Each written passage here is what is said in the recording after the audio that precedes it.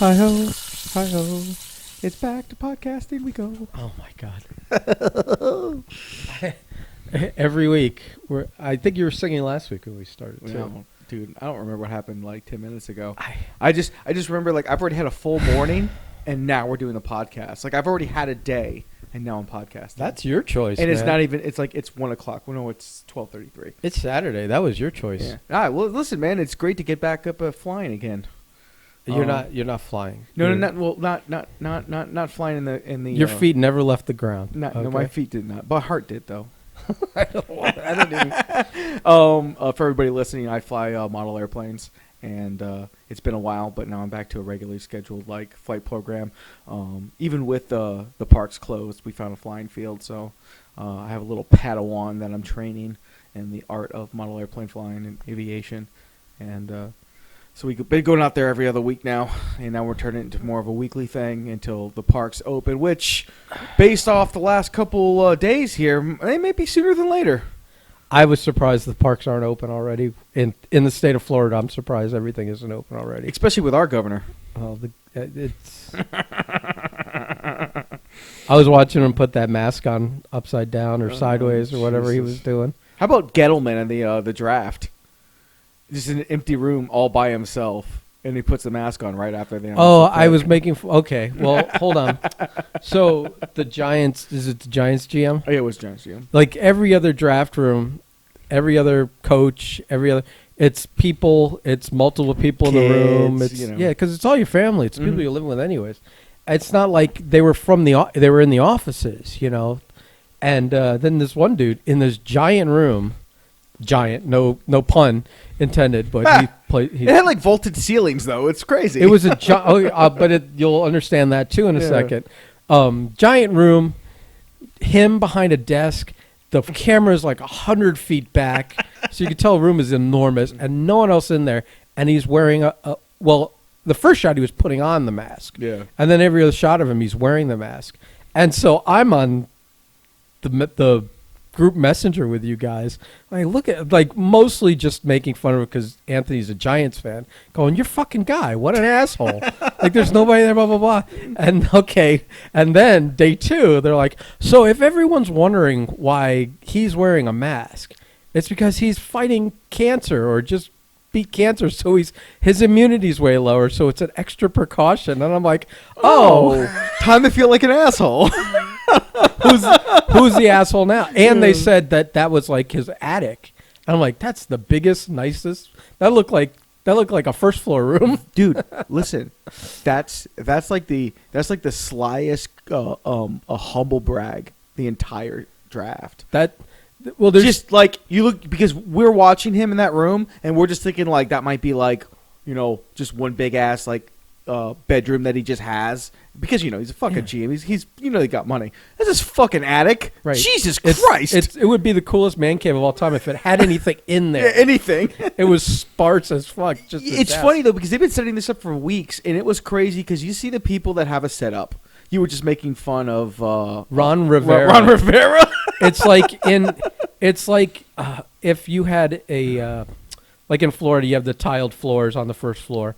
And it's kind of like the living room is open to the hallway that continues and where the stairs are and whatever. And, it's not even the room. It's kind of like the in-between hallway-ish kind of room. It's like the entranceway that goes into the living and dining spaces. If you went right, there's couches. But instead, and he's just got randomly set up. A poster. It wasn't a poster. It was like a painting. Was it? Of the Redskins logo. Just the logo in the center, and then kind of clouds or whatever behind it, but not like normal skyline clouds, like Molly Hatchet album cover clouds, that Frank Frazetta painted. And I'm like, and it's framed? And it's on this real rickety ass dollar store easel. Yeah, you had all this time to set up. You knew where you were doing this, and some people had pretty decent setups. And then and also an American flag was hung vertically. And I'm like, these are just two randomly placed objects in the middle of the hallway that opens to the living room. It feels like 15 minutes before broadcast, he's starting up his camera, and the NFL goes, "Can you do something with the empty space?" Yeah. And he just grabbed the 2 nearest things out of his garage that would kind of fit. But not really, because who just has an easel? You have to get an easel. Well, maybe his kids really are artistic. Do you? not I said artistic. I'm saying not judging by that painting, they aren't. Well, you can still be artistic and just not be any good. It's just crazy, but like, what's his face won it? As far as I'm concerned, Tampa Bay, what's his face? What's the coach? Tampa Bay, The dude that used to coach Arians. yeah, Bruce Arians. He had the best setup. He was just outside, like in his porch, and he just looked like he was just having fun, man. Like he didn't give a shit. There was one guy, I forget which one it was, if it was the coach or the GM of the Chiefs, that had like the most luxurious looking place. It was like the whole back wall of the house was just glass, and it faced out to like this giant pool and this manicured lawn and everything. And the whole room, it was like an enormous room, and it was just him sitting on the couch. It was like a long shot, which like just really emphasized the shot of the room. And he, like, him full body sitting on the couch, looking at his computer that was on the coffee table. He was only like 1/15 or 1/10 of the total image of the room. It was enormous. It was an impressive flex, so much that I think like some of the players from the Chiefs were like, damn, that's gonna be my next house. And I think the other guy was, no wonder they couldn't afford to re-sign me. I think Jerry Jones won it though, because he did all his from a super yacht. Was that a yacht? Yeah, it was a super. Like, I was gonna say it was an oddly curved room. Yeah. And although I'm gonna say I'm not much into older ladies, but that skinny older lady that was next to him, weird thing. He's sitting there in the dead center, and then the other 2 people, I guess one was his son or grandson, off to the left. And the other one, I guess maybe his wife or his girlfriend, or I don't know his situation, or maybe she works for the administration, or I don't know who she was. Maybe they might be all of them at once. She was way younger than him, but she was like got to be in her late 40s. Dark-haired lady, good looking, that's what I was going to say, was off to the right. And when he made the pick, they both got real excited. But they were like sitting like 5 feet away, like the big curved couch. Yeah. There was like a full like 5 or 6 feet between each of them. They were like literally social distancing in the yacht, in the room, on the yacht. And when it was so awkward.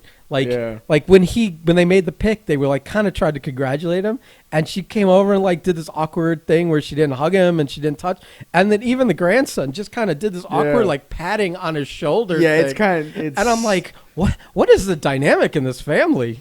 They must be terrified to be in the same room because they don't know if they're going to get like fired or I don't know. He puts everyone to use. I don't know, but if that was his grandson or his son, he wasn't firing that guy. You don't know that. Well, then again, he did keep Jason Garrett around for 10 fucking years. Yeah, so. you would have thought he was family. Yeah, fair enough. Yeah, it did. All right, so. Oh, one more thing. All right. Roger Goodell is the biggest fucking goof in the world. You hate that man every so much. time I have no personal opinion of the man other than what he portrays back to me. Yeah. And I didn't have an opinion on him until Thursday when he started this draft, when he's down in his basement or man cave or whatever the fuck it is. By the way, Roger Goodell, for $40 million a year, you can do better. Yeah. Maybe he didn't want people to see how he lived, and he was in someone else's house. Yeah, it might be a rental, yeah. Yeah. Kind of like when they do those reality shows. Yeah. Half the time, those are in like rental homes. Yeah. They don't live there. They just shoot it for 3 months. Yeah, man, or this is whatever. my foosball table. No, it was not his foosball table. Right. But he's in there, and he's just every time he's trying to interact with the wall of fans that they put together for each team. Ooh, that was rough. It was always uncomfortable. That was rough. Like he just doesn't know how to like play with people. Engage. He's trying to embrace the heel thing. Oh, come on, you can boo louder than that, and all that stuff. He was terrible at it. And then on day 2 of the draft, when he like was doing, they're handing him a card and he's reading off of it and whatever. At some point, he got tired and he had to sit down. Okay. And remember, like the TV in the room is facing the camera, and it's on a place that looks like it's for the TV. Yeah. It looks like it's in its spot. And his back's to the TV the whole time, except when he turns to talk to people that are on the TV. He goes and he sits down in a chair that's off to the right, that's facing away from the TV towards the towards the camera, and it looked like that's where it's supposed to be in that room. And he's like, "Yeah, I'm gonna sit here for now. This is where I watch the games from." And I'm like, asshole. The TV and the chair are facing like opposite directions. What are you fucking talking about? There's a mirror on the other side. He just watches the TV through the mirror. Well, listen. At one time in my life, I did have a setup where I caught the second or third bounced reflection of a TV into the bathroom when you're shitting before you had like phones that had TV on them. If I wanted to keep watching my program, you'd turn the TV. Oh my god! And there was a reflective surface in your room that, and then you're like, I think I had a hamper or something, and when the lid flipped up, and there was a mirror taped or glued to the inside lid. And I would just flip it up and turn that, and the angles worked. It was like when they shot the light in Legend at the end. You missed your call, and you should have been an engineer. And I used to watch TV that way. Oh my goodness! With the volume turned way up. So what did you think about the draft? Because I think are we doing draft talk? Do people care about draft talk? I don't like want to do draft talk so much. It's just okay. So I'll only shit on I'll shit on a few things, but I don't want to talk about our pick. No. I don't want to talk about our picks. No. I'm just that's gonna get boring. Like the draft in general though. Like they had so many. They had a month or two to really put this together. You think they did an okay job? I don't think they knew more than a month ago that this was going to be the reality. I feel as if you had time. They had time. They knew this was going to be the inevitability the last couple weeks, and I feel as if like they did their best, and there's no reason to do Razzmatazz because it's all cams.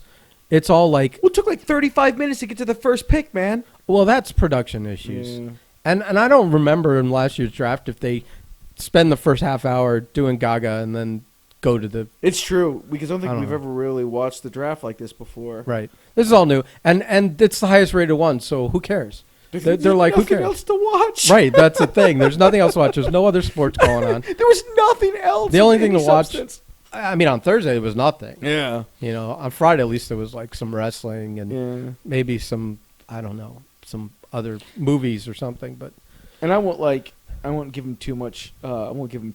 Props here, but I feel as if like maybe they did. Maybe they reached out to like a WWE or like UCF that or UFC that are used to like running like live stuff like that and gone like, hey man, any tips? Cause live stuff. They're the NFL.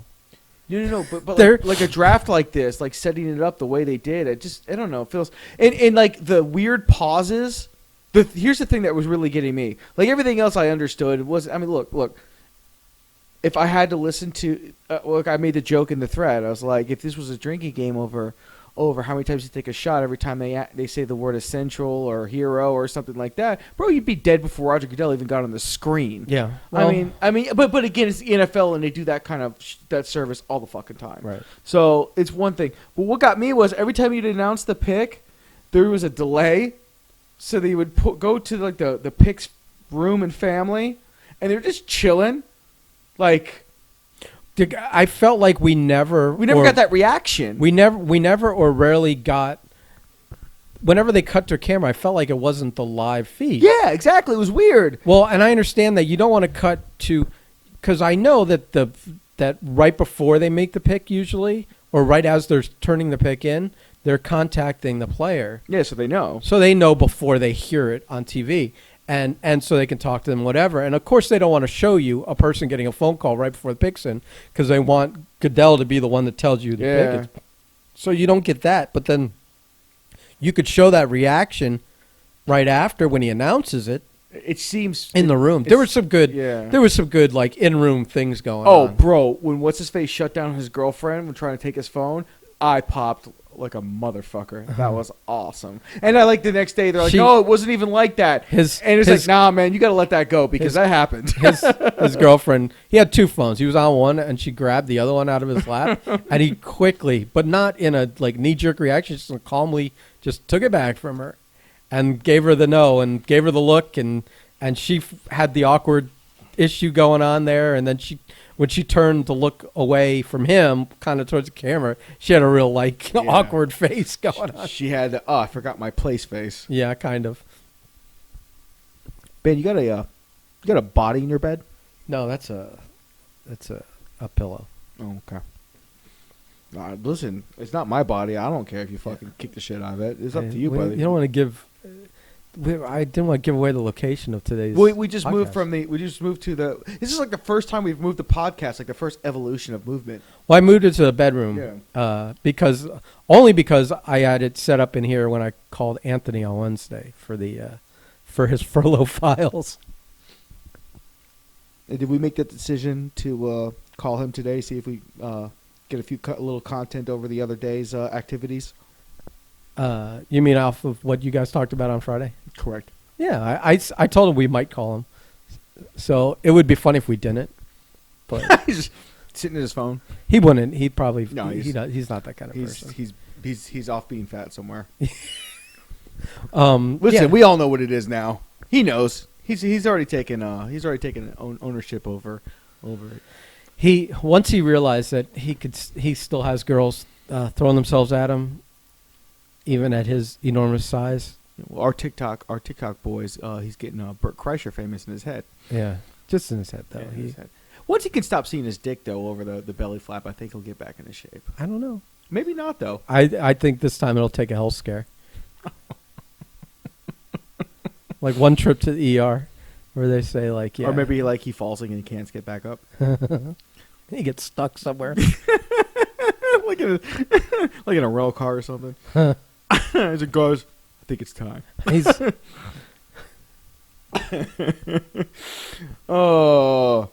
yeah, man. It was good though. It was good. I think. I think our team had a good draft. So the draft was interesting. It was interesting, and you know what? I guess like you would say for like WrestleMania or whatever else they're doing different. Our team has what 6+. What was it today? We still got like 9. It's like 15 picks. Yeah, it's crazy. So it'd be hard to really blow that draft because you're going to get some good players by accident. Exactly. The odds are in a random player generator, you're going to get at least one good pick. So no, well, listen, but the draft to me has always been like, yeah, it's great. It looks great on paper. Let's see what happens. Yeah, there's a lot of the Jets win a lot of draft Super Bowls. Yeah. Then the regular season starts. I mean, there's a lot of Brady Quinns in the world. Mm-hmm. So, Johnny Manziel's. I'm just gonna shit on the Browns, I think. I mean, you could start naming Dolphins quarterbacks too. It would take a long time. There's a lot. I'm just saying it's not like our team. The radio station I listened to had a shirt come out of all the old quarterbacks, and they left off Cleo Lemon. So the fans are all calling in like, "No, man, you left out Cleo Lemon. You left out Cleo Lemon." He wasn't even the worst of the worst. He wasn't even the worst. Oh no, I'm sorry. Not Cleo Lemon. They left. Yeah, Cleo Lemon. But for some reason, Pat White became conversation. I fucking forgot Pat White was our quarterback. Yeah, because he did he get hurt? Yeah, he got blasted in like next week. He was run down the sideline and got like just launched in the orbit by someone, and when he came down, I don't think he was conscious. Oh my god! It's going to be on the. It was one of those scrambled eggs deals, like Trent Green. It's going to be in that video that they're going to show Tua. Like, please don't do this. Please don't do this. I was watching the press conference with him before you came over, and he's talking like he's competing for the job this year, and I'm like thinking, oh. Nah, buddy, you taking a year off. I mean, he thinks he's 100%, so he can think all he wants. They're making a tremendous investment in that young man, so he's gonna have to take his. Listen, maybe I don't know what's going on. I'm cool with him later in the season, maybe working himself up to getting first team reps and maybe like a throwaway game or something. But no, you got to protect him, man. You got to protect him. You can't throw him to the wolves. It's just too many questions. I think everyone would feel better with an extra 6-7 months of rehabilitation and under the direct supervision of their team doctors and whatnot. Like, they have to feel comfortable. And I think that's going to be the big problem with a lot of these players that we had unknowns because of the coronavirus. You couldn't really get to them, so there's going to be a lot of the team taking their time, I think. Well, I don't know who the player was, but they said one guy benefited, or a team. Some teams have benefited from getting guys that dropped because they couldn't. They didn't have the day. Like they had a bad combine, and then and they didn't redeem it with like a practice day at their school or something to kind of have a redo. There's a lot of cases like that, man. So listen, in Tua's case, he's very fortunate to have had a team that really, really kind of both publicly and I guess privately were like really banking on getting in the draft. Because like if like our quarterback situation wasn't what it was, Tua could have fallen. I mean, and that's his money falling when that happens. And he was projected as number 1 before he got hurt. Yeah. Because no one saw what Joe Burrow was going to do before he did it. So like for like 2 years, it was like, oh, when Tua goes, he's going to be number 1. It's not even a question. Then he got hurt. And then there was like, oh, he's better, but we don't know. And he still went 5. So he went top 5. He's going to get top 5 money. He's very fortunate in that aspect. Because Miami could easily have just done, like, we were talking about it for weeks. Where they could have just went like, nah, man, there's too many questions. Like, yeah, you might be Drew Brees. Yeah, but he was still gone in the first half of the first round, I think. I think so. I think but, it's like it's funny because this draft is one of those weird things where the teams that really needed a quarterback had the draft picks to get him because you've got quarterbacks like Jameis Winston and fucking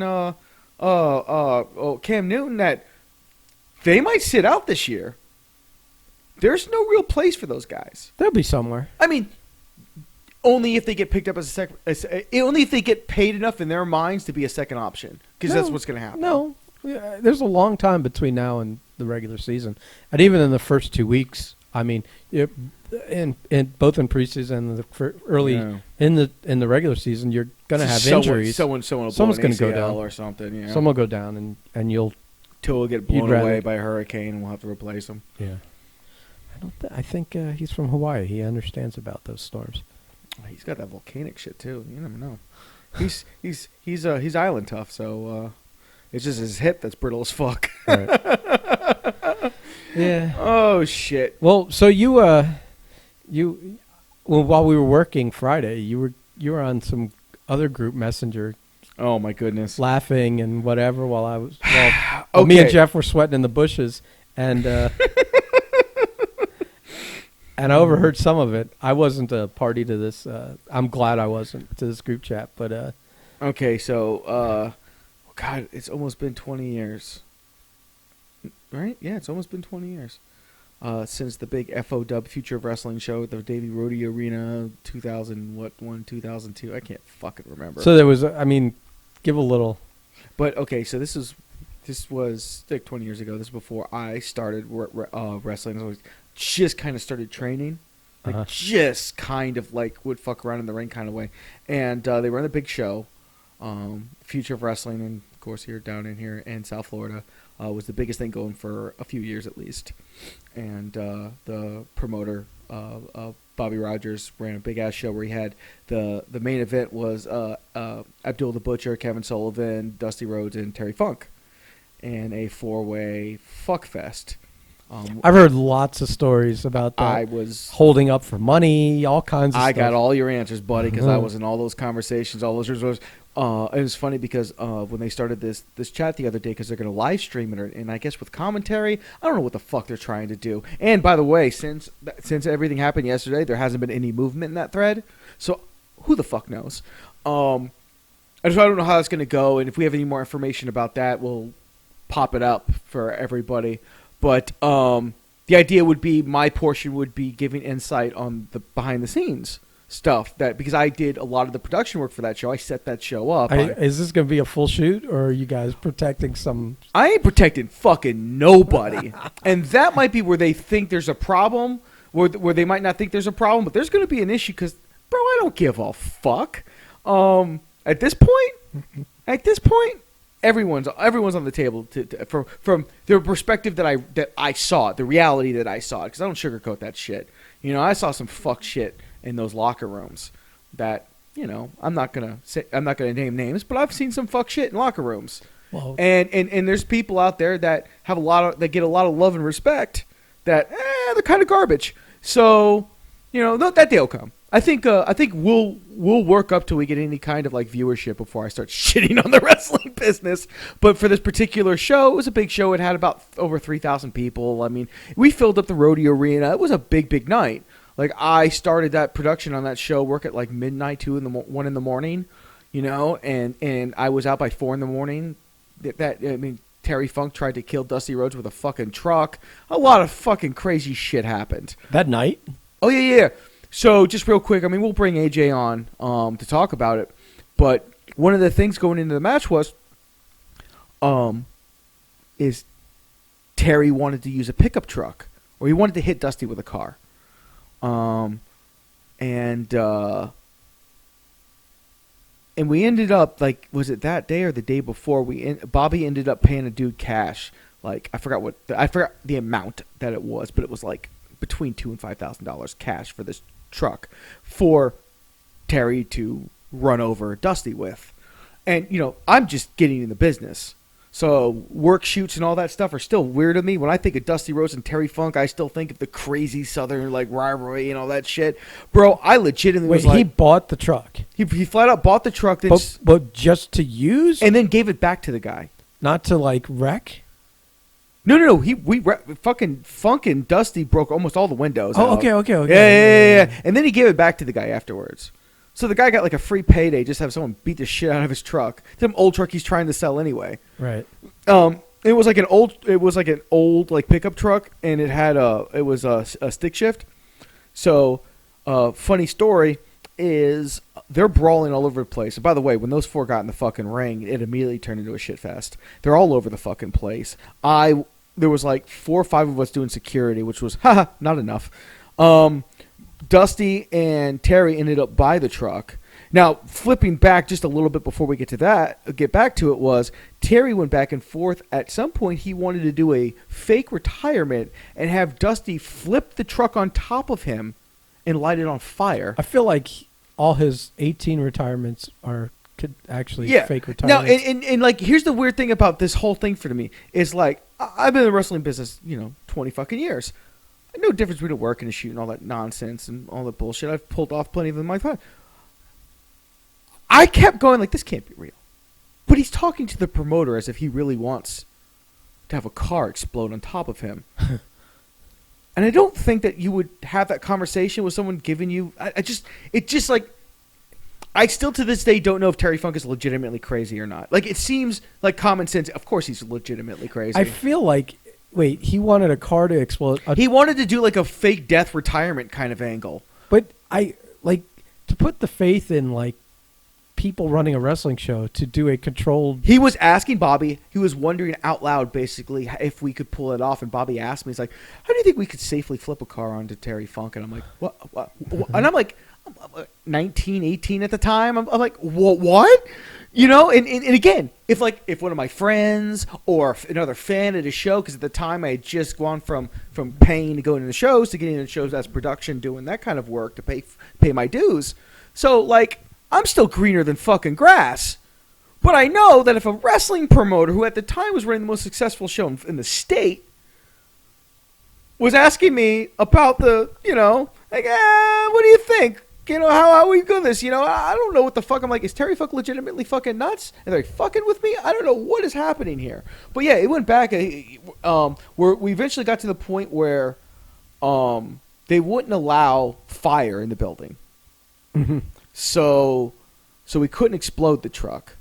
And then Terry realized that I don't know if he realized, or Bobby just completely shut him down, and you'll have to ask Bobby that conversation. But it came down to like, we're not going to be able to flip a car into Terry Funk. So then it got into the match. They're brawling towards the back, him and Dusty. It's like me and my friend at the time holding back like 200 people surrounding the whole area. Terry gets in the fucking truck and starts it up. This is after they've pile driven each other and gone through windows and shit. Like, I can tell you from being up close, those two are fucking maniacs, or were maniacs in their primes. As I'm sitting there, I'm right there watching them beat the shit out of each other.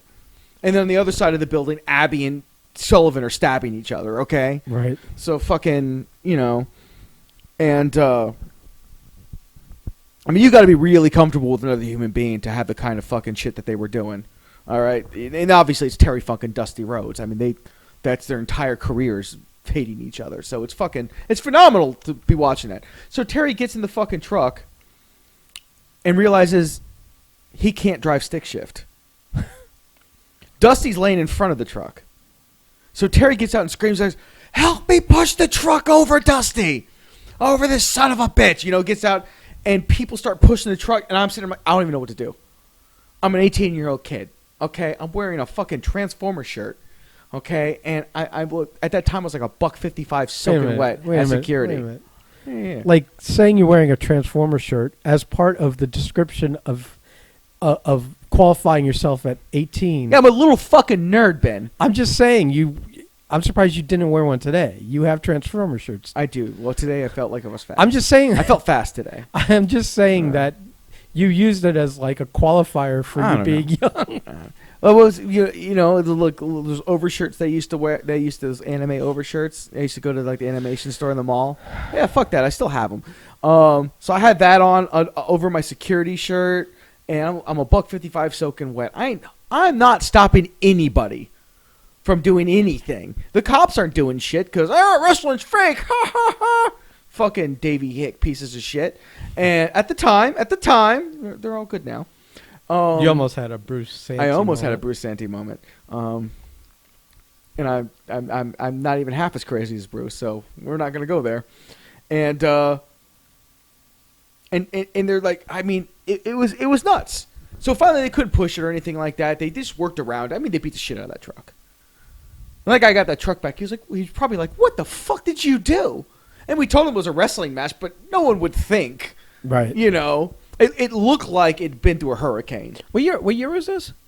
2002? Okay. 2001? Something like that? Yeah, 2001, 2002, some shit like that. I mean... Like just after... There was blood smeared all over it, all kinds of shit. It looked like a fucking horror Just show. after the end of WCW. Yeah. And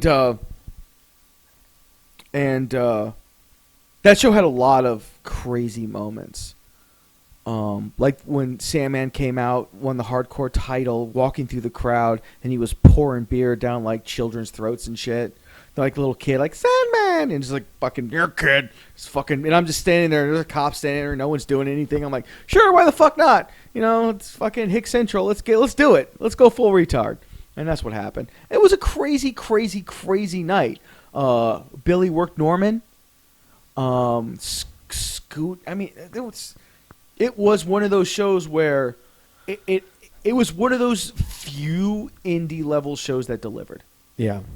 But it wasn't an indie level show in terms of like, I mean, you're talking about destroying trucks and you had some big names there, and the payroll for that show was payroll. Insane. That's what I'm saying. That's Insane. That's where I was getting with it. No. It was. What do you think that show cost? Including like renting, or what do you rent the rodeo for the day or 2 days? Or the rodeo some arena, weird I think the rodeo arena situation? at that time wasn't really that bad. I don't even think it was a rental, but I guess as long as the You're rodeo's not actively running, they're available. But you're talking about a main event that was like a $20,000 main event, or not more, $25,000, some shit like that. It was a fucking lot of money, and because obviously Sullivan is WCW businessman, he got the other three to hold Bobby up for more money because they realized it was being filmed for DVD. Right. And they wanted when that actually meant something. Yes. When that actually meant something. I mean, because there was a day and age where you could sell a fuck ton of DVDs and make a lot of money. And that was the business model for so many companies. I mean, that was what ECW was about. If you could get distribution into like those Sam Goodies and all those, Best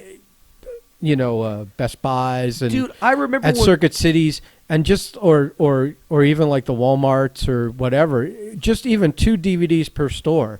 It's a lot of fucking money. Like seeing an ECW DVD on a shelf was like I used to go to Best Buy and it was crazy. Get excited when I saw it and I would buy it. I mean, it was tantamount to buying porn to my parents, but right. I mean, it took a little bit for that to warm over. It's like, oh, our kid likes wrestling. Oh, fuck.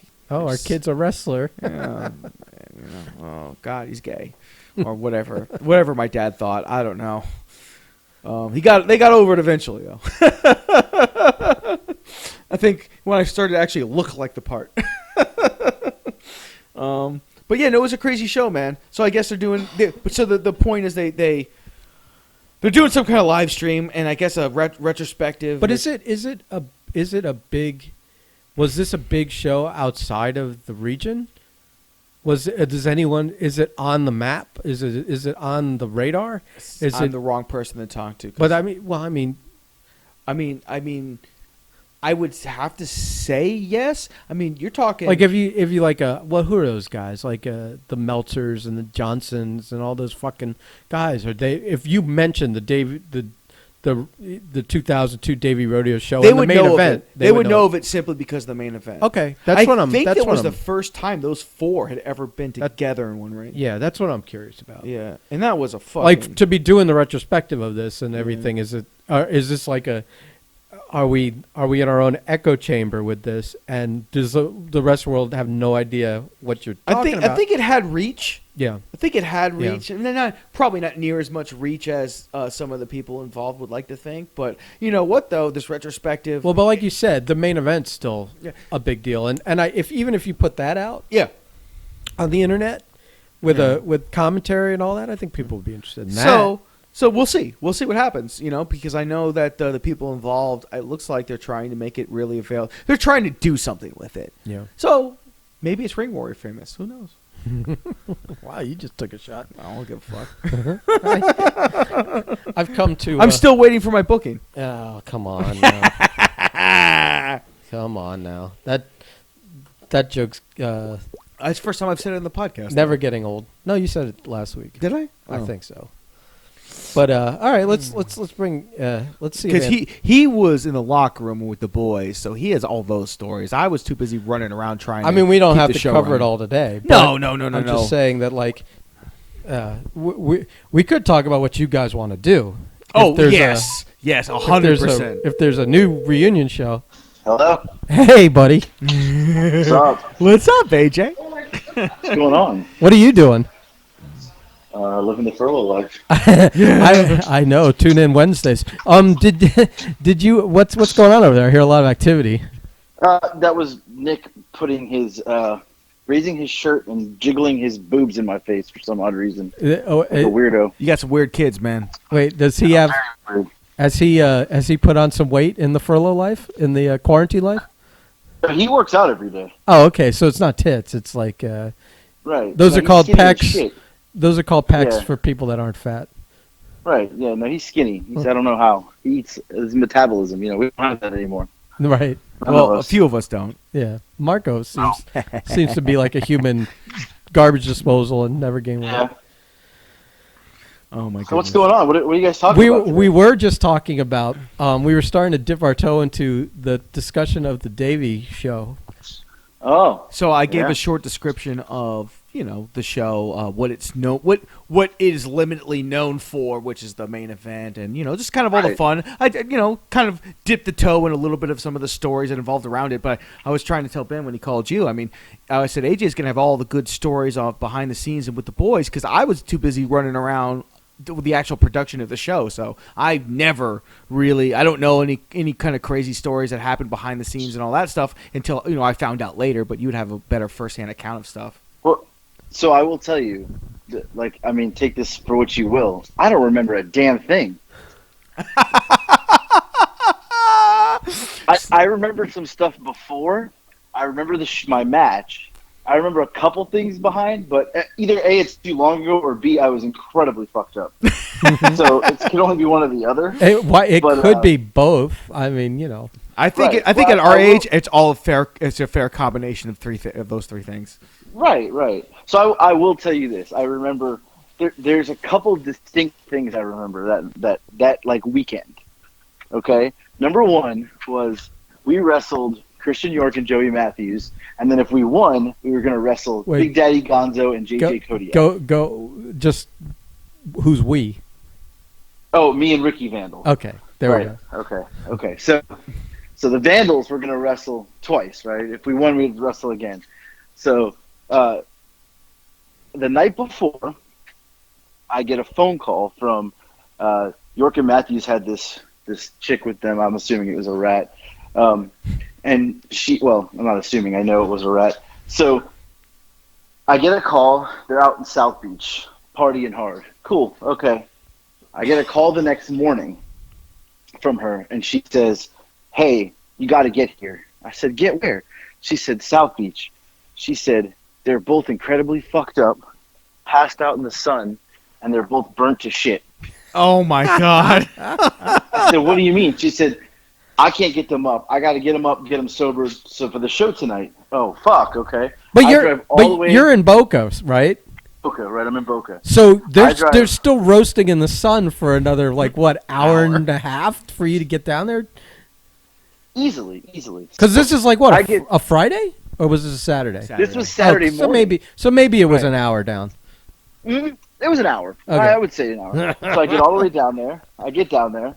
She's like, we got to get them up. So we get them up. We get them to their room, whatever. Well, they were just lounging at the beach? They were passed out. But on towels on the beach? I don't remember what they were on, but they were passed out. Okay. So, but they were outside. Get them back. Right. We get them back. Me and her go for a drink and some lunch. I said, "All right, I'll see you later at the show." So I head back home all the way an hour, get my stuff, get set up, because I had to be at the show for a while. So get to the show, and they show up. And when I tell you they were burnt to a crisp, it was their skin was raw. That's how red they were. Dude. And the two of them are hungover, messed up, right? So I'll never forget, we're calling the match, and they're both like, "Hey, we don't want to do too much because, obviously we're sunburned, no chops." And I remember Joey Matthews specifically said, "No chops, we're sunburned, we're hungover, blah, blah, blah." Cool. So now I'm pissed because, this is the biggest crowd I've ever worked in front of, probably the biggest. I don't remember. What year was this, Marco? It's like 2001, 2002. Okay, so it's definitely the biggest crowd because I did that TNA in 2003, and that may have been bigger. Yeah. But I don't know. So this is the biggest crowd I've ever worked. And it was crazy. The crowd was right. nuts. Nuts. It was fucking nuts. And family was there, friends, everybody we knew, all the Andy Roddick was there, the famous tennis player. He was there because he had come to. There was famous people in the crowd. I remember that there was an NFL player was there. There was it was a big deal, right? And you're wrestling two burnt hot dogs. Right. And then if I beat them, I have to wrestle two fat hot dogs. So it was just not a win-win situation, right? So we called the match, whatever, blah blah blah. And they didn't want to do shit. They didn't want to do anything. They were hungover. And I was pissed because I was like, man, this is it for me, man. This is like WrestleMania. Hold on. Let me pause for a second. I don't mean to break kayfabe or anything here, but all this if we win shit. Right. Okay, so, listen, we all know we're going to win. Bobby loved us, so it didn't matter, right? Oh, Bobby loved you, buddy. Right, exactly. Still does. Yeah, he never loved me like that. Thank God. I think I was always above his weight range, so he couldn't trap you. Right. So we do the match. We go to do the match, right? And so I don't remember anything else. I remember seeing Dusty and Terry and all them. There's one other thing I remember from that night. I have a picture. I gotta find it.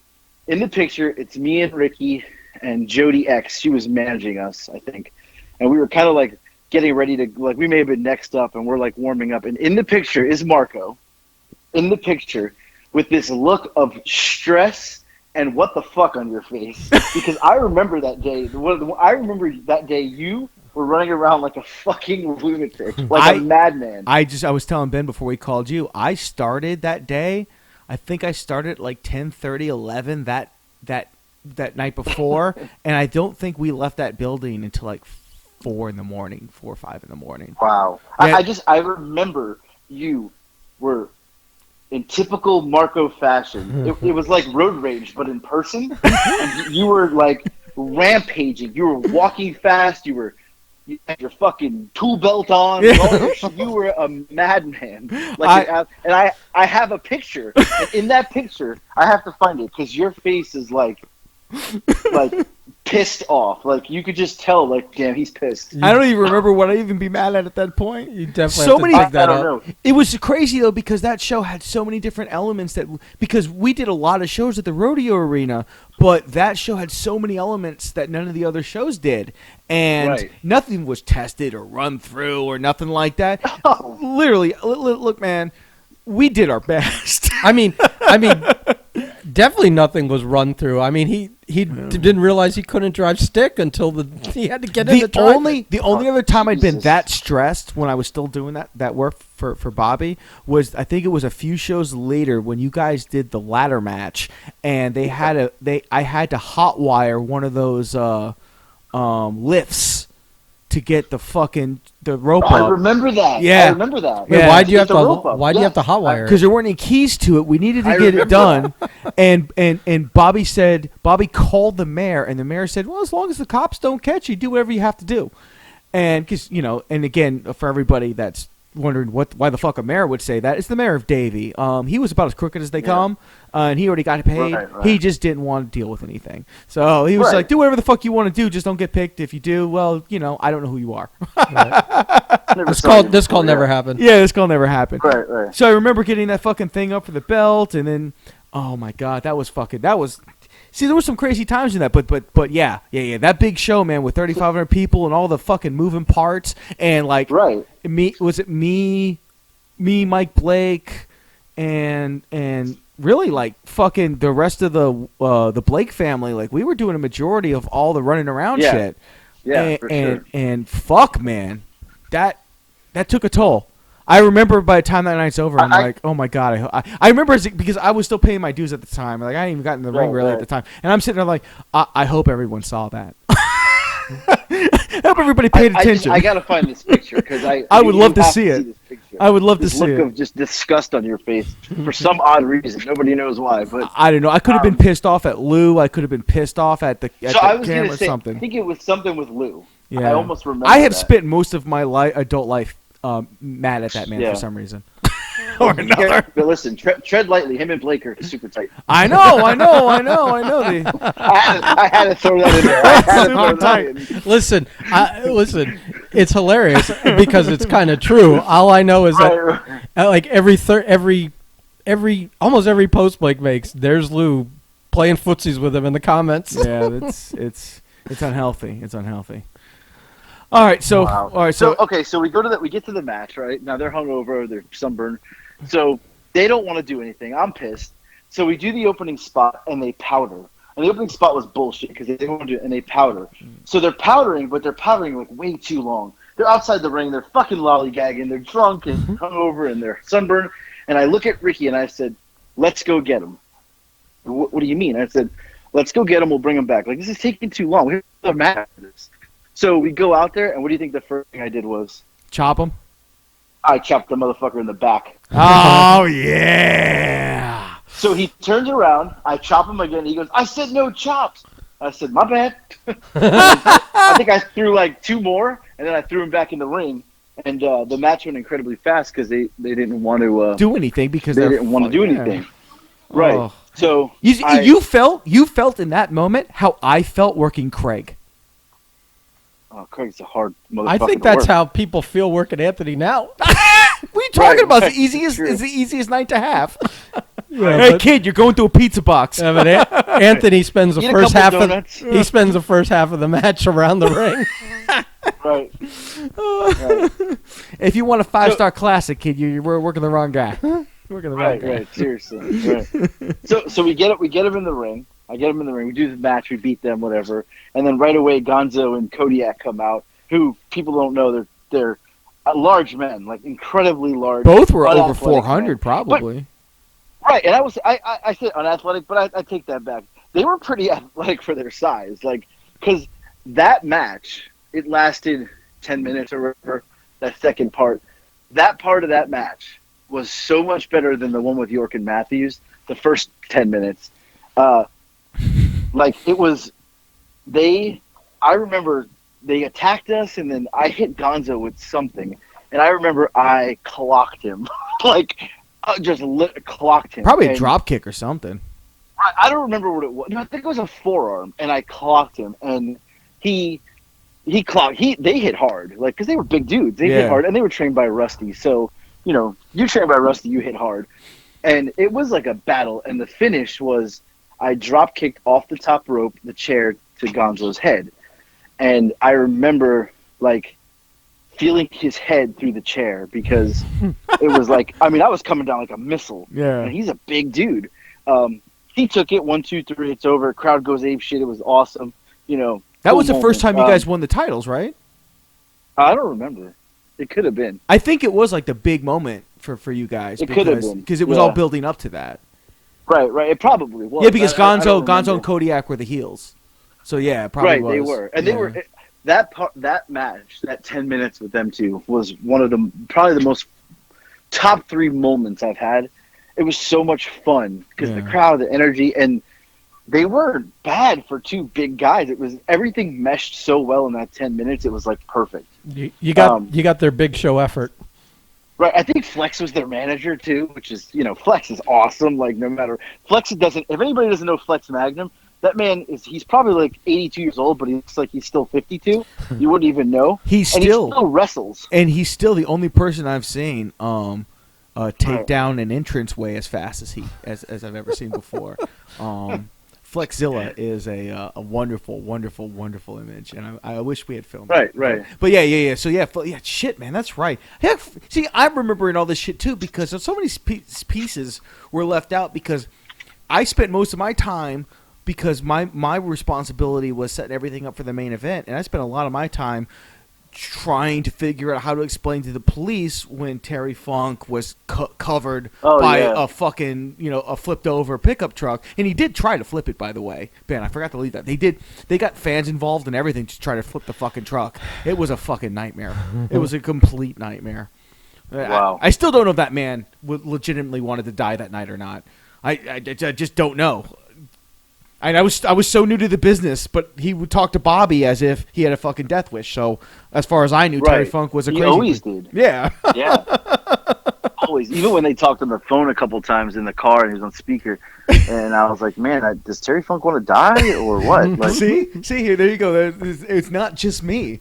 It felt weird when you hear him talk because you're like, does he know this is a work? Am I being worked? Right. What's happened? Did Bobby and him talk before they got on this phone? Hey, let's fuck with the kid? Because I was just like, I thought wrestling was fake, but now I'm not so sure. Right. Yeah, he took it serious, man. Like for real. I mean, but yeah, I don't remember. Like I remember there was an issue with some pay or something between the 4 big guys, like Dusty, Terry, Abby, and Kevin. That was Sullivan. I mean, when Sullivan realized that it was going to be made for DVD, he got all the guys together to hit Bobby up for more money. A big one-time. Right. Did he send you to get it? He sent me to his house to grab the castrate from his fucking. He had I forgot what he had. He had like $50,000 in the safe, and it's funny too because we're talking about this, and some people are listening, going, "Oh wow, well, that's crazy to have $40,000 safe." And I'm like, they don't know the whole rest of the story. We don't have enough time to cover any of it. So. Honestly, But yeah, I grabbed whatever it was, like $20,000 or whatever it was to cover the main event. I mean, it was one of the best indie shows that at the time money could buy, with money that wasn't yours. Right. But also, I mean, it was at a time when like Ring of Honor just started, maybe. Yeah, and if you could run a successful DVD wrestling show, you had real tread. The only thing that I know that was loading shows like that after after the early 2000s or during the 2000s were those MLW shows. Yeah, MLW came afterwards. This was after. Yeah, MLW was after. This was yeah. But that's what I'm saying. Those are the only shows I could think off the top of my head that I have 2 things. One, you should probably have Bobby on the podcast. I think that would be incredibly interesting because God only knows what stories he has. And I swear to God, if he tells one story about me and a rat, you have to cut that out. AJ, you just made the biggest mistake humanly possible. Well, you know you did. Right, I know. Well, I think that's a good one, Anthony. I think that's a good one. When you're here and the 3 of us are in the room together, we could call him. I think that'd be excellent. And 2, the DVD, like I know and you'd have to ask Bobby. I about bet it, but Billy I has don't some good think ones he made, too. Oh, he does, and I don't think Bobby made much off the DVD. There was some shady stuff. There was a lot of shady other things that people went down with that involved. DVD. Yeah. Right. But I will tell you, he was the guy, because the DVD was sold at FYE. If everybody remembers FYE, I would go to the mall. I would go to FYE. I would hang around the wrestling section, and when little kids came up or other people came up, I'd pick up the DVD because I was on the back of it, and I'd be like, "Oh, look at that! That's me," because I thought I was cool. And people would be like, "What?" I'd be like, "That's me on the back right there." You would literally sit at FYE to humble brag about a DVD. It wasn't that humble. You wonderful son of a bitch. That was a blatant brag. And I would tell the people around me, "That's me," and it was me in the air, drop kicking the chair, like it was feet on the chair to Konzo's head, like that was the picture. Which, to on the be back of the honest, DVD. has become one of the more iconic like pictures of that show. Right, and it was whoever Dwayne Long must have took the picture. Yeah. It was perfect timing. Like, Yeah. and a second earlier or later, he would not have had it, and it was perfect. Now, there's only one thing wrong with the picture. And what's that? My head is backwards, like bent. You can't see my face. So people would be like, "That's not you." I was like, "No, that's me." I Like, assure you, this is me. Right, because you couldn't see my face. They'd be like, "Well, I don't see your face." I was like, No, that's me. I know it's me. Bro, that's such a curb moment to be sitting there arguing with a kid. Did you have Right. did you have a tattoo or anything on visible? Yeah, he's got that tattoo. Yeah, but that's it. But you couldn't see my face. Okay. Listen, I really hate to cut this off, but I have to take this phone call. Oh, Yeah, 10-4, go brother. ahead. So I will talk to you guys later. He'll be back for the furlough files later on. All right, goodbye. Later, Bye. bro. That's not a bad idea to have Bobby on and talk about it, because like he's got all, and you know what? So- He'll volunteer information that I wouldn't volunteer. I'd rather him, because he was So, obviously Here's my question: man of the moment. is that you guys are talking about doing something like a live talk or something, Yeah. or like a podcast or Are we whatever. are it is? we are we talking about what this leads into? Well, I'm saying is because you guys were also talking about a show. Is it Mhm. related to that? I think. Well, here's what I think is happening. I think if you had to ask me what it all means, what I think is happening is Bobby is using this opportunity, and it's opportunity brought by the environment of the country and the world right now. Everyone's inside. Everyone's looking for content. Well, let's put this old show, the best show we ever did. Let's put a retrospective. Let's do the live, whatever it ends up being, and people watch. And then let's use that to advertise this one big show that Bobby's been talking about running. It was like last show, retirement. Just be done with it. He wants to do it in August, and he's reached out to everybody. Obviously, he's reached out to me as well. Now, here's the funny thing: is like I never worked the FOW that had that big. I mean, when FOW restarted many years later, it was just different. Well, but I think he'll probably have some people that, Whoever's still working, whoever's still working, but then he's got to fill the rest of the cards. yeah. So he'll have his he's friends with like those Carolina guys like TK Yeah. and Josh. They'll probably be on the show. well, he's doing like a big rumble or something like that. So Yeah. there's a couple different ideas, but one of the ideas brought forth is having he's reached out to me to wrestle again, and I don't think I have to. Well, I think last week when you guys were talking, you and Anthony were both like, "Yeah, we don't want to wrestle again." And then I'm hearing you guys talking about your next match. Well, here's the deal. I personally, and I don't think we've really broached this in the podcast yet. I don't think very highly of professional wrestling right now, and I think even less highly of a lot of the individuals that are either exiting or still in the business that came up or been around the same time as me. There's many people that I have nothing against, and obviously have nothing. But but love for. are any of those the FOW guys he'd be using? So here's the thing, like the FOW show as presented by Bobby, to me, it's perfectly fine in a lot of capacities, but here's the deal. I haven't bumped in a wrestling ring in 4 fucking years. I am not in shape. Has it been that long? 2000 That Uproar show was the last one? 2016, buddy. All right. And look, man, I might. Okay, so I used to wrestle anywhere between 235 and 255, depending on the height of the cycle I was on at the time. I'm 210 right now, man. Are you really that light? Yeah, this is the Man. lightest I've been in a long time. Like, I don't do anything. Light No, as a feather. I'm not. I like if you look at me, you're like, you're not out of shape. But to get in a wrestling ring, oh fuck, buddy, I am in bad shape, bad shape. I did something for Jesse Neal like 2 years ago, and it almost killed me. That was 3.5 minutes in the ring. Okay, so Bobby wants to do this big thing, and what he wants to do, and the idea he shot past me, the big 6-man tag, is like, bro, I would do it to be part of the show because we're friends. You got me in the business. AJ would be in the match too, and it's like there's a lot of reasons that I will probably end up doing this. Our podcast. Good story. It'll be a fun time. That kind of shit. It's not going to be a wrestling match. No. Oh, Nobody. I know that. With you and Anthony in it? One of the 6 people in that match still wrestles. 2 of them are over the age of almost. I don't know how old Bobby is, but his tag partner's over the age of 50, I think. Mm-hmm. And been out of the business for a decade or more. AJ wrestles once every fucking full moon. At this point. And when he does, it's maybe a bump, but mostly eating donuts and having fun. Right. Ricky Vandal, when he's not smoking weed, I suppose he's breathing, or working, or doing what his deal. He's haven't been in a wrestling ring in forever as well. And the last couple times he's been in a ring, it's just been guest spots and doing very, very little. Wait. So Johnny would be the only one still working.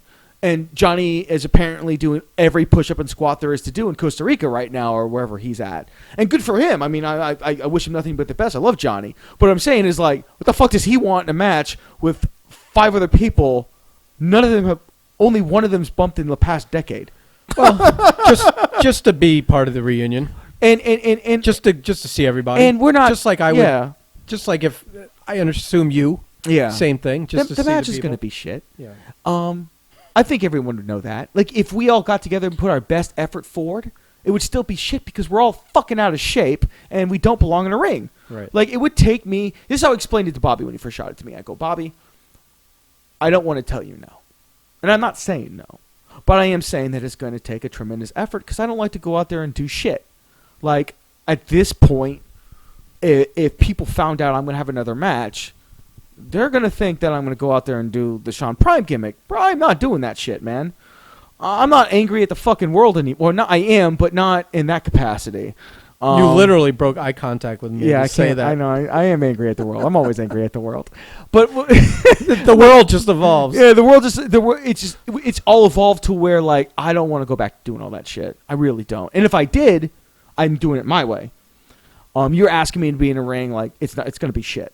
Like, I'd much rather, and I was talking to AJ about this, and this is what we were going to go with him on the phone, if he didn't have to take that important business call, who's probably a rat, let's be honest. Yeah. A Tinder swipe. Oh, buddy. Hopefully she doesn't hole up in his bathroom for fucking 3 months.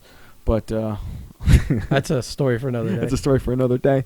But, like, I don't want to do the usual shit. Like, if we're going to do this, bro, let's just have fucking fun. No one's going to care.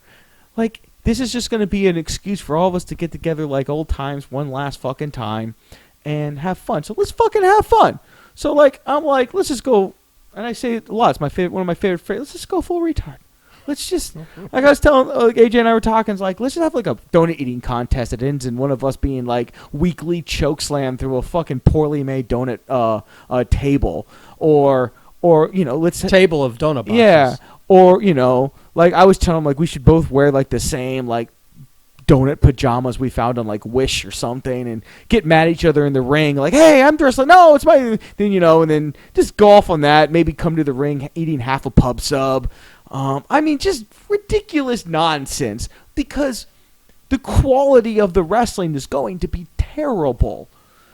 If you pulled out a pub sub, he should just...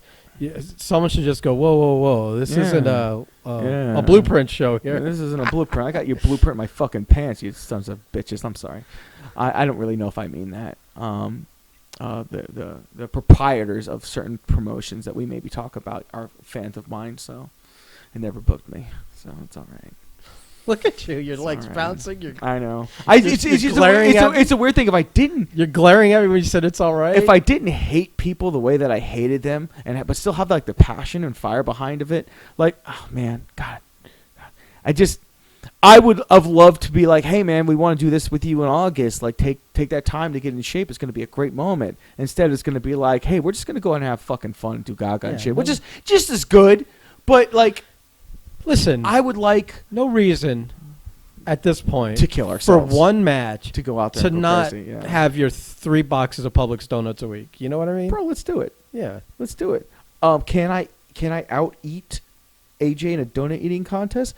Now the comparison matchup between the two of us, the photo matchup and the qualifications of our journeys to this point, most would say no. I'd be the underdog. Brother, I'll put that shit away. hold on a second. I mean, I will vomit when I take that bump through that fucking hold on. table. This is a perfect opportunity to segue to another Uproar show. Oh no. The inaugural Uproar show, Oh when no. we went up to Newport Richie for our friend Mark's promotion. And I forget the name of the place, but there was an official restaurant for the first show. Oh shit, the Uproar Burger. The Uproar Burger story. Oh. So there was, sometimes these indie shows work a deal with a restaurant afterwards where they're going to be the official after party spot where the fans and the wrestlers go and they spend their money and there's a bit of a deal, whatever it is, 10-20% or whatever. Yeah. So Uproar had a place after their first show, and it was we went and ate there afterwards, even though they weren't the official restaurant, Yeah. probably because they're the only place open in Newport Richie past 8:00. That's a fair assessment. We went to Beef O'Brady's once, and the door was locked. It was like 9 that's o'clock, right. and we're like, "What the fuck?" Yeah. But so this place was all right.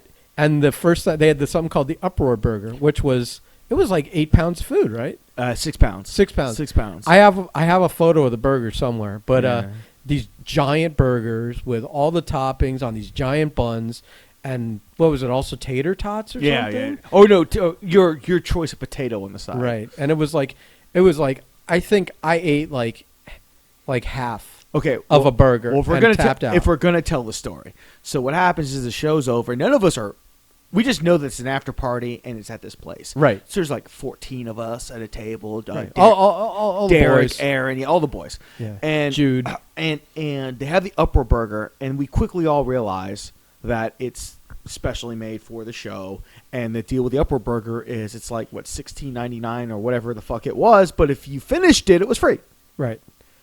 And it was literally 6 pounds of food. And I had no intention of getting that fucking burger. I was looking for like chicken tenders or some shit we like that. peer pressured the Everyone fuck at the out of you. table, I think, all the boys at least got the burger. I did. Yeah, everyone got the burger, and everyone peer pressured me into getting the burger. And my mindset was like, fuck, I'll eat like fucking half of it and eat the other half on the drive home or some shit. Because let's be honest, after the shows, we're all high. It's fucking having a great time. Like even Agony ordered the burger, and we were all like, "Bro, you ain't finishing an eighth of that. You're fucking size of a squirrel." Wasn't that also where we lit off the fireworks? That's That sounded correct. like That's a where bomb? that's where Beaver lit off the bomb in the fucking parking lot. That ended the night. We all ran to our cars. Well, some of us ran. Others of us just traversed the parking lot the best we could. Yeah, like a M40 or something, Yeah, and he lit that. like a legit like old school M80, and it put like a dent in the fucking concrete. We're like, God damn! Yeah. And we all like, oh shit! We all ran to our cars and got out of there. But anyway, Like a bunch of fucking 12-year-olds. Yeah. So the burgers got there, and I'm casually just. It is a fucking phenomenal burger, by the way. it was good. It It was a really good like burger. all these years later. What was that? Like 6 years ago, maybe? Yeah, something like that. Yeah. And, Well, I still remember it. and I had no intention of finishing this burger. None whatsoever. I didn't even order with intention. Everyone's doing their own thing, like taking the bun off, and like they're a fucking. All of a sudden, 15 minutes earlier, they were shitty indie wrestlers, and now they're professional fucking food eaters. Right. You know, they've all got these plans and plots, and I'm like, you're all retarded. I'm just gonna eat the goddamn burger. And I was fucking high, so I'm just like, and we just got done wrestling, so my metabolism was requiring calories. So I'm eating the burger. I get like a quarter way in. Some people already shoved half a burger in them, or whatever their strategy was, and everyone's. I guess by the time I got like halfway through, I think everyone was tapping out. And I was sitting there like, There are probably some of us still. yeah, it's trying. But yeah. Taking breaks or whatever. And I get about halfway through, and I was like, oh, I didn't think I'd make it halfway through. I didn't intend it. I'm like, fuck it. I'll just eat until I'm done. You know? I'll just eat till I'm done. Because, again, no intention. No, we're talking. We're just having a good time going over the show. Who was the last one to tap before I was the only one left? Was it you? Or was it Aaron? It might have been Derek. I just handed him my phone with the photo of a lineup of like 5 of the burgers back in the kitchen. God damn, that's all on beautiful. the. Oh, they all have tots on them, so maybe it was tots. Yeah, I think it was Todd's. By the way, I will say right now before we finish the story, if it wasn't tots, I wouldn't have been able to finish. Right. Like if it was regular fries, by that time the fries would have been so cold, I would have said no. Absolutely not. But cold tots are different. Yeah, they are different. I don't get it, but okay. They are. All right. They are. I love tots. So anyway, at the time, I feel like the last one that dropped off, I had like less than a quarter of the burger. Yeah, I'm looking at the burger right now, and it's like, it's not a bun. It's like part of a loaf of bread that's been sliced. Yeah, it's a lot of. It's big. It's big food. It's big food. It's big boy food. And I'm like, I got like a quarter, less than a quarter left. I've got like a handful of tots. Like I've just been eating. I hadn't even really been thinking about it because we've been in conversation about some other things. But now, everyone else had stopped eating, and attention started to divert. Oh my God, Prime's the only one still actively eating, and they're like, "Are you going to finish?" And I don't know. Maybe it was you and Derek. I forgot. Oh, I'm sure I was. Yeah. If I had a gun to my head, you're the reason why I finished this fucking meal. And so I got to the point where they're like, well, let's see how far you can go. And I'm like, all right. And then I guess at some point, I was like, I don't know, man. And I think you were like, oh, you can finish this. Well, I'm like, why would you go this far? Yeah. And you're still going to feel uncomfortable and shitty. Yeah. It's just without the satisfaction of having done it. So I finished the burger, and I had like, 6 tots left or some shit like that. And it took like 2 minutes between tots. Like people had to cheer me on, and I mean, it was like it was like having a second match. It was one of those things where like the finish was just like, oh my God, we're going home. I remember that last tot was the hard, and this is, I guess I mean, I don't want to get any, no homo. This is the hardest thing I've ever swallowed in my life. Okay, I mean, by the time it was over, and we're like, I think we waited like 30 seconds or something for me to fucking projectile vomit. Yeah, like, yeah, there had to have been some like. Yeah. So after we realized, like, my God, he's done it. Like, yeah, they've done it. I looked at the time, me and Dan were still on talking terms, obviously. Dan Perella, that son of a bitch. But again, we can refer back to this 20 episodes later when we get into that. We start opening the FSCW box. But I was like, Dan, I'm laying in your truck. He had a Tacoma, white Tacoma. Weren't you? I thought you were laying in the you went in the on a bed bench. of his truck. I thought you were laying in one of the benches in the restaurant. I started in one of the benches, and then it was so uncomfortable. Oh no, that's right. It was so uncomfortable. Dan's like, why don't you go lay in the bed of my truck? I'm like, that's a good idea. That's right. That's what happened. And I get to his truck and I just lay in the bed outside. And I was with Natalia. Me and Natalia were dating at that point, weren't we? I don't know. I don't remember. It would have been around the time. It would have been because Uproar. Yeah. She was all the Uproar shows. So I was just like, I think she had come out to check on me at one point to make sure I was still breathing. Bro, I was like in a deep meat coma. There was another guy fighting to get done, and he finished. Did he? Yeah. But like, okay, so when I finished, like it was in the peak.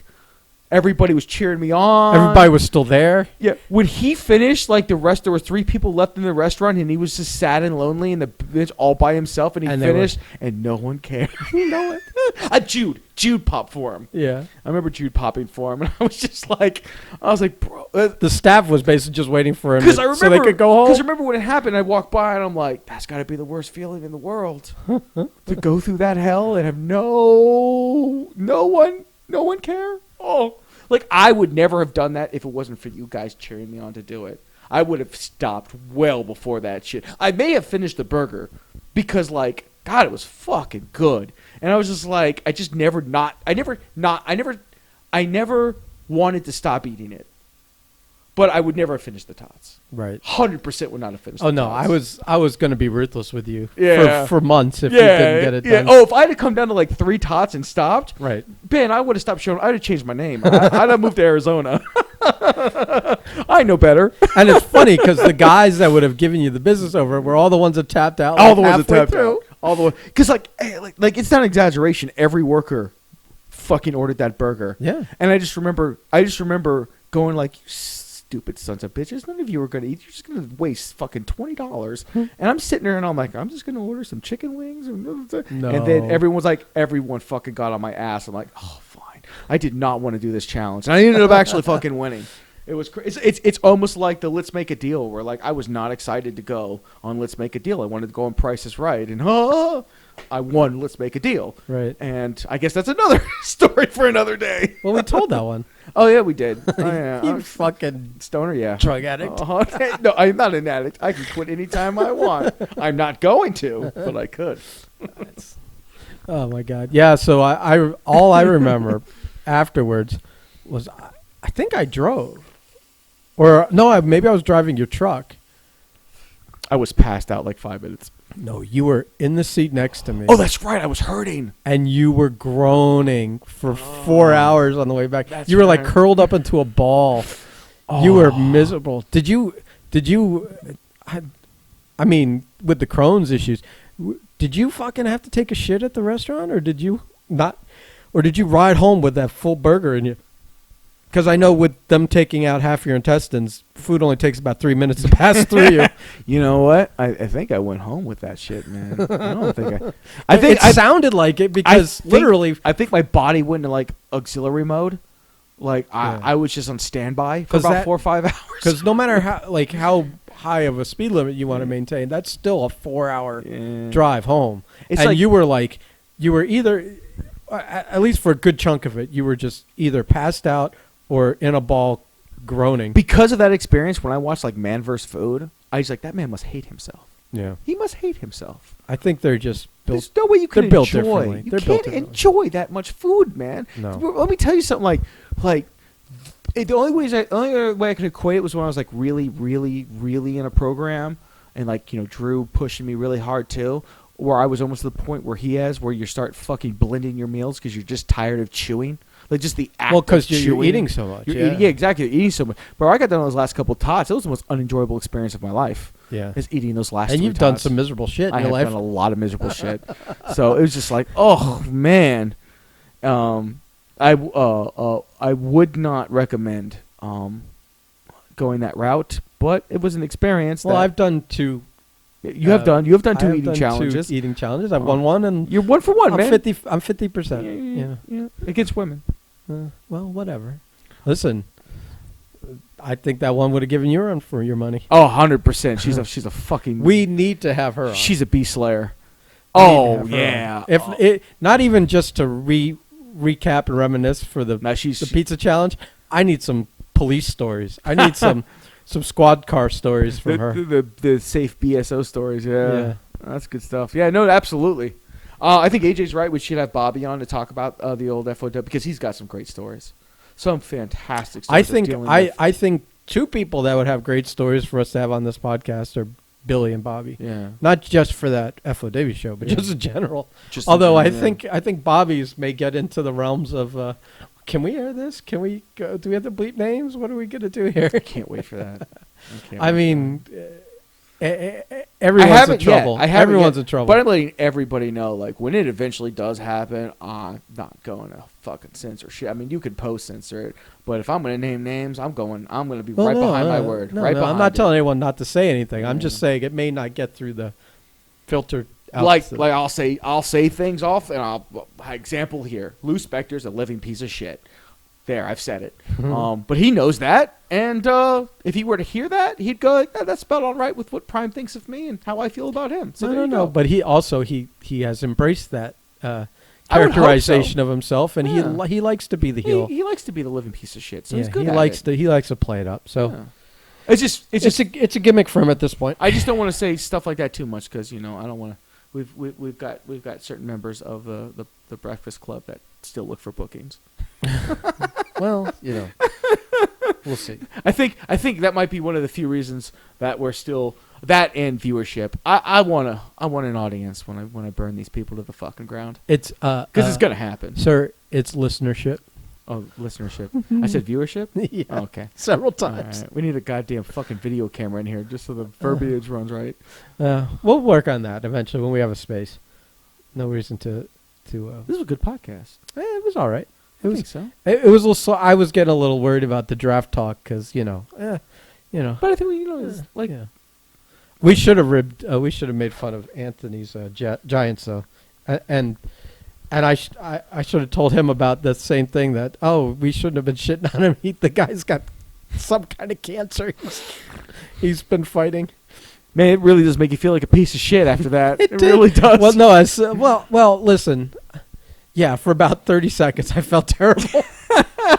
I mean, this is one of those things where, like, you've made your judgment. Your friends have made the judgment with you. You're all in agreement of this judgment. Oh, he's got cancer. You're like, oh, fuck. Right. But that only lasted only through moments. the time it took for them to explain it to me on the TV. Because we're big enough pieces of shit where we're immediately like, we still hate the guy. But that was awful. We should. I feel good garbage. But it's over now. I thought he was hiding his face because he was making terrible picks. Yeah, this is fucking because he hired a coach no one had heard of before.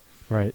I still don't know who fucking Joe Judge is. I didn't even remember his name, so you just said it. When it was explained to me, I'm like, oh, that's like Adam Gase Jace without the association to a good player. Like, Gase got over because he was with Manning. Yeah. This is that same exact guy, but with no like testimonial success. Well, you know what? Maybe he was really good at like Madden 2016 or something. I think I don't know what putting offenses together for a video game. I don't know what the hiring process is there. At for the Giants? Yeah. Hey, it looks like they just got a giant fucking Ouija board and go to town. Yeah. All right. Well, shit, man. Do we got anything else, or we think we filled some time here? Fuck it. Fuck them. Oh shit! Listener 12 just said I'm good. All right. Well, 1 through 11 we're satisfied. So I think 5 this might be ago. the new podcast area for at least the. No, we'll move back and figure forth. it out. I guess. I'll figure it out. I don't know. It was just here because I set it up here to talk to him. I kind of like this more intimate setting. I feel like we can like this is like we were staring across from each other, and I feel like more gets accomplished. Yes, accomplished. But go easy on the word intimate when we're in a bedroom with a bed. Buddy, people are already going to assume. All right. It's a nice bed. This bed stinks of wet dog and peanut butter. What are you talking about? I'm no longer attracted to the softness of the bed. All right. Well, that cured me. Let's get the fuck out of here and get the rest of our day going. I agree. Bye, everybody. Bye.